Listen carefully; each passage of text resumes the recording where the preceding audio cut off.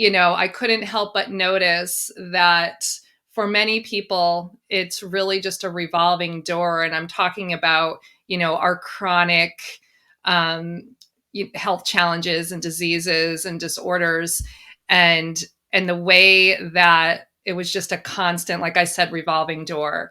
And there's more meds prescribed for, this perhaps side effect, and no one was actually getting better. Like no one's getting better. It's just always about, the symptom management. I'm Robin Thomas, the founder of Living Well Connections, a healthy living community that supports, educates, and empowers us all to make healthy decisions toward a more balanced and fulfilling life. I have a background in medical research, and I love exploring the interplay of our physical, mental, and spiritual selves. Today, we're welcoming Tess Petti to the podcast. Tess is the owner and founder of Nurturing Roots Healing. She's a seasoned registered nurse with over 2 decades in experience in conventional medicine. Feeling compelled to explore alternative approaches to health and wellness, Tess delved into the realms of functional nutrition and herbal medicine. Now she's on a mission to build the bridge between conventional and alternative medicine. Through education and root cause resolution, Tess empowers individuals to tap into their innate healing abilities, paving the way to their highest potential in health and wellness. Welcome to the podcast, Tess. Tess, I resonate with that so well. That is just, it's the future of medicine, I really believe. It sure is. It sure is, Robin. I'd love to know what triggered this change from being an RN in conventional medicine. Yeah, well, I've been in the medical field since I was actually 18 years old. I started out as a nurse's aide and then decided I was going to go to nursing school for college. And so I did that. And when I came out of nursing school, I spent a little bit of time on like a regular med-surg hospital floor, but then that was a year. And then I went right into ICU, critical care, and emergency medicine. And so I spent many years there. And I think, it was exciting. I learned so much. I loved what I did. I loved being in that area. But over time, I couldn't help but notice that for many people, it's really just a revolving door. And I'm talking about, our chronic health challenges and diseases and disorders, and the way that it was just a constant, like I said, revolving door. And there's more meds prescribed for, this perhaps side effect, and no one was actually getting better. Like no one's getting better. It's just always about, the symptom management. And I think that in allopathic medicine, conventional medicine, we do a really good job of, treating, the acute situations like the traumas or even the strokes and things like that. If somebody's coming in with a heart attack, then action is taken. But I think with these chronic folks and these illnesses that, have just exploded over the past few decades, and I'm talking about, diabetes and COPD and, and I think that probably the biggest thing that I'm seeing such an increase in is just, autoimmune disease that has just exploded, and especially in women. And so anyway, just stepping back for a minute, I've always been interested in more natural and holistic ways to support my own health. And my grandmother was very much into that. And so I grew up with her using, things like Tiger Balm and black salve and, salt water to gargle if you had a sore throat, things like that. And she was very much into plants. And so I did have a connection there. But, again, over time, I really started feeling that I wanted to support people from a different paradigm and really learn more, even though I had some experiences with my own self and using more natural things to support my health. I really wanted to learn more. And so I began to dive in, researching myself first. I would say back in like 2014, I really started researching essential oil use. I even took a chemistry class in regards to that. And I started using oils and making products, still working as a nurse. And, I was making the products for myself and friends and family. And then I had coworkers like, oh my gosh, this stuff is great. You really should start marketing yourself and selling it. I'm like, I don't know. But I did. I opened up an Etsy shop. I was doing like pop-up events here in North Carolina. And I did that for a while on the side. And I actually started doing well with that. And in 2020, I had like all of these events planned. I'd actually cut back my hours as a nurse. And then, of course, we all know what happened in 2020. The world shut down, right? So I had to kind of yes, all those things just disappeared. So I had to shift a little bit, but it was really a blessing in disguise because then I really started getting serious about learning more. And so I dove into the world of functional nutrition. I got my certification as a functional nutritionist and a health coach. And then a couple years later, while working with people and really I became very interested in herbal medicine. I actually was invited to go to a convention. It was through the Holistic Nurse Association, and so I went, and I just fell in love with everything herbal. Like it just really, I knew that this was what it was that I wanted to do, and these were my people that I wanted to learn from. So isn't that such a great experience to find people that you yes, resonate with and learn from? it really And, is. you mentioned functional nutrition, Yeah. and I'm not sure a lot of people listening to this kind of knows what you mean by that. Tell us a little bit about, functional medicine, but then within that functional nutrition, it just, to me, it sounds fascinating. But it really is fascinating. How do you describe that functional nutrition piece? Yeah. So, if people don't know, functional medicine is really about getting to the root. So we're going beyond just that symptom management, right? We're really looking at the root, the cause. We may never find it, but by peeling back those layers and digging a little deeper, that's really what functional is about. And so functional nutrition, it's almost, I hate to say the word medicine, but it's almost like using food as medicine, right? When maybe taking away what's not working and replacing with things that do work. And it's kind of like, everybody is bio individual, right? We have all have different body types and genes that get turned on and off with certain things. And, that's getting really, really technical. But what happens is sometimes there are certain foods that are like a key that's going to unlock a door and provide us with either the nutrients that we are missing or, it's not serving us well. Right. And we need to kind of take that away. Gluten is a perfect example. There's so many people that don't even know that they have a sensitivity, beyond being like completely allergic to gluten. There's a lot of people walking around that it's not serving them well, but they're so used to feeling that the way that they're feeling. If they had taken it away, they would find, wow, this is really they don't know. I'm one of those people because we found out genetically one of my sons can't digest gluten.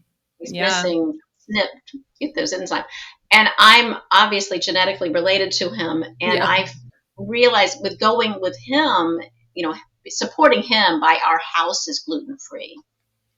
I'm obviously not eating nearly as much gluten as I was before, and I find a huge difference. And so I know that I know that I must have a sort of if it's not a true sensitivity, at least I could feel better without it. Sure. And so sometimes it's about, taking things away and seeing how, it's not an overnight thing with functional medicine or functional nutrition. I think we've become a society where we want like immediate satisfaction. There's no magic bullet. There's no magic bullet. And, it took a long time for your body to get to where it is if you're having challenges. And the thing is, there's no magic pill that's going to take things away. It may make you feel better for a short period of time, but at the end of the day, that's just putting a cover on a pot of boiling water. Eventually it's going to boil over, right? So true. Yeah. So true. The other thing you mentioned was integrative medicine. Which is taking, a lot of practitioners in our area, they'll call themselves functional physicians or functional medicine coaches or integrative. Explain a little bit about what that means. Yeah, so integrative,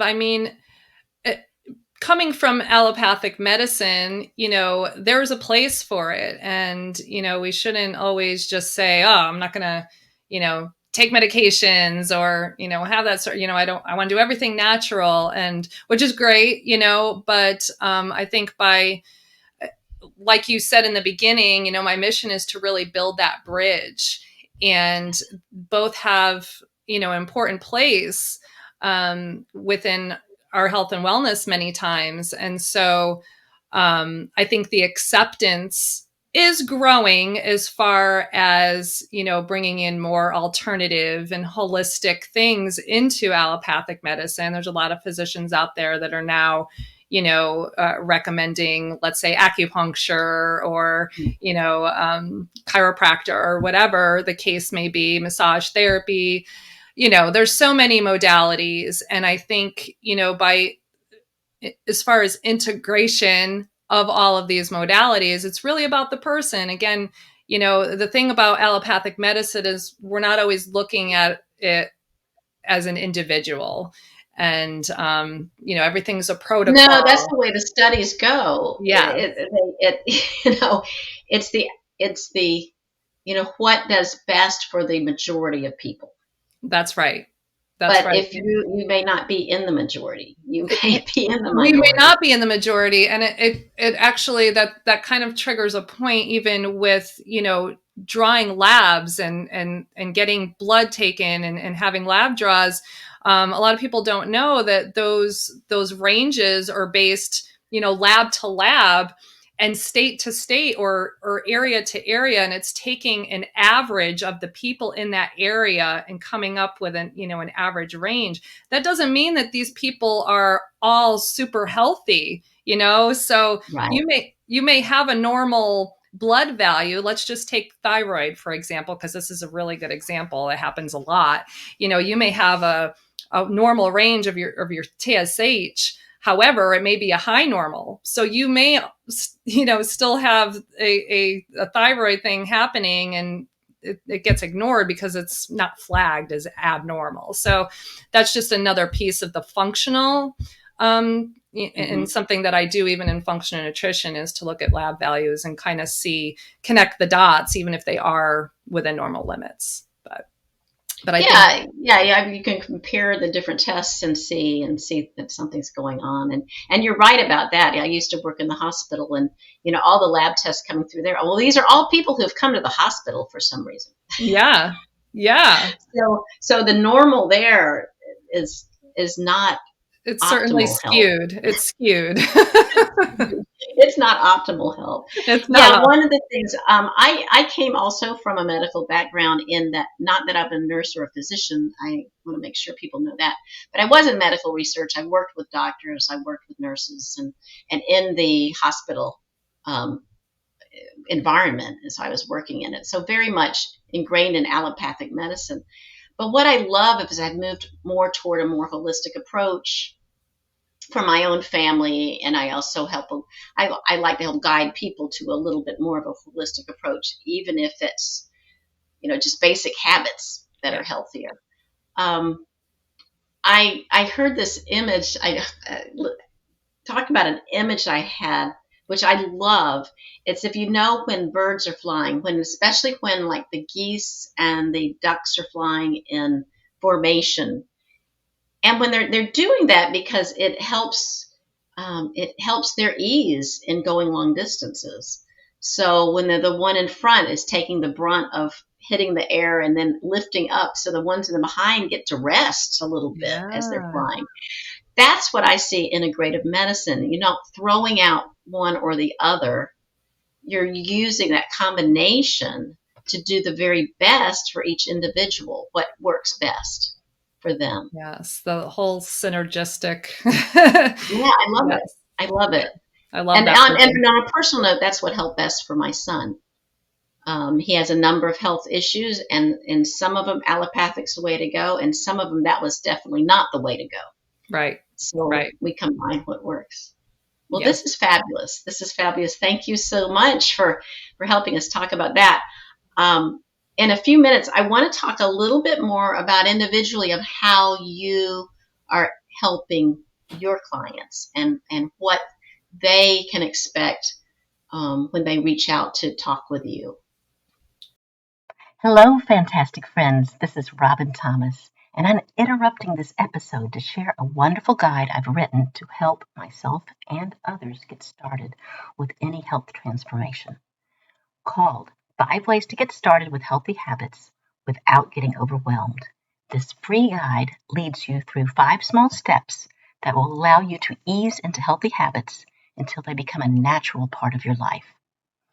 It's wonderful if you're just not quite sure how to get started.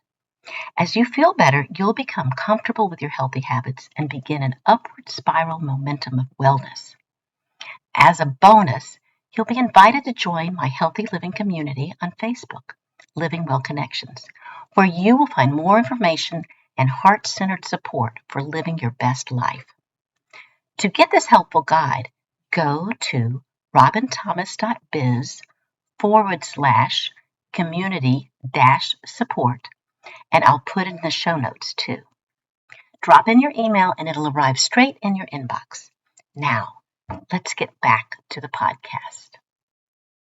So we wanted to talk a little bit more about what would happen, how people work with you, how you approach their own individual situation, when they reach out to you and want to have like a consultation and decide whether they want to be working with you for over the long haul. Yes. So when someone reaches out to me, I always like to start with just a 15-20 minute discussion as to, what their vision is, what their challenges might be, what their wishes are, where they see themselves. And so, and that really is going to determine whether I'm right for them and they're right for me as far as working with me. And, if they choose to do so, there's a couple paths. I like to start out with, it's kind of a 2-part session, and it could stand alone, but it could also, carry over into working with each other for a longer term. But I always start out with a very comprehensive assessment. And when I say that, it's basically a questionnaire, and it's a health history, and that also includes medications and any laboratory results that they may have over like the past 6 months, I would say, give or take, something that's relatively in the present day. And with that, really the second part of that is a second session once I'm able to go over all of that. And there's also, so they're filling that out, and then we're also talking, and I'm asking questions, and we're having a get to know each other discussion. And then the second part of that is really coming up with a plan of action. And really sometimes it's just as simple as getting back to, the fundamentals, drinking plenty of fluids, getting rest, moving your body, and stress management, So if those things are definitely something that someone needs to work on, I always have them start there and that's just a little tip for anybody listening today. Like if you're kind of faltering in any of those, then give that a shot. But other than that, it's really coming up with a plan.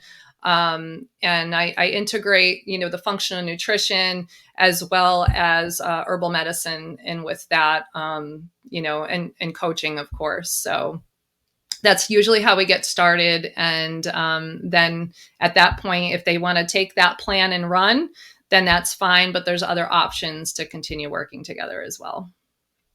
So so you can help them guide with a plan, and then depending on the personality of the person, some want to go and just do that plan.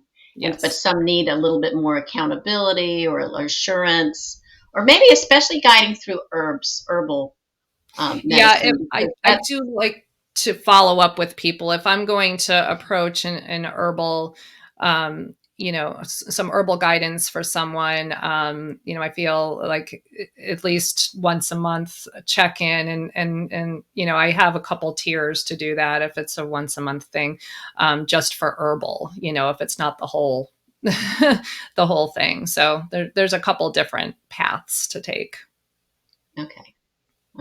Because I could imagine there's you need to have a trial period to see absolutely if it's helping them. Yes. It takes a little bit for herbs to work. And then if it doesn't, you want to shift and try something new. So, and the thing about herbal medicine is that, people might hear that something works for something. Let's take ashwagandha, for example.